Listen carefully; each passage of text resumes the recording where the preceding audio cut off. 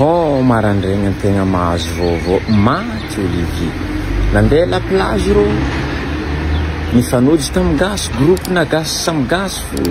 latsaka la guerre vao tomboko misy Olivier ka maty izy mampalahelo ty tantara ty gasy samby gasy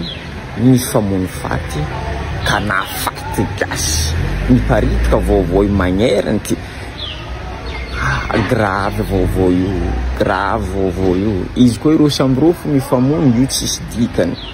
fa izy koa anao vahiny atsika vahiny gasy vahiny mifamono misy dikany loatra ka amin'ny tanànandreo fa lasa karaha criminel atsika boka Madagasikara agny avaty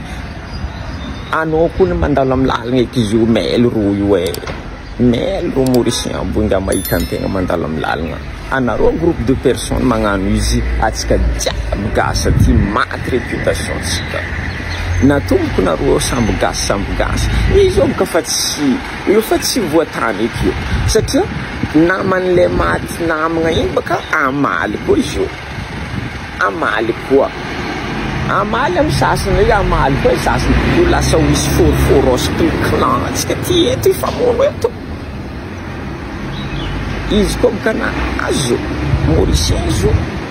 izy koa nahazo Mauricien abozo nivonena rô Mauricien maty kasika ngiahy maty mody olo jiaby ty mody gasy jiaby ty efa tsisy raha mety atao fa mody olo jiaby za hitanao mavozo amin'ny raha ataonareo io mavozo za fa hihitatra i raha ty ndraiky ataonareo mizanatany abo raha io niako aminareo zala ondraha zala leva fa tsy taisamborogna tsy eo koa nareo amin'ny naman'le maty namagna iny anagna jery andeha amaly izy koa nareo fa anagna jery andeha amaly atsika efa tsy lalagna ika raiky zegny izy koa nareo fa nanagna jery fa zay zala hamaly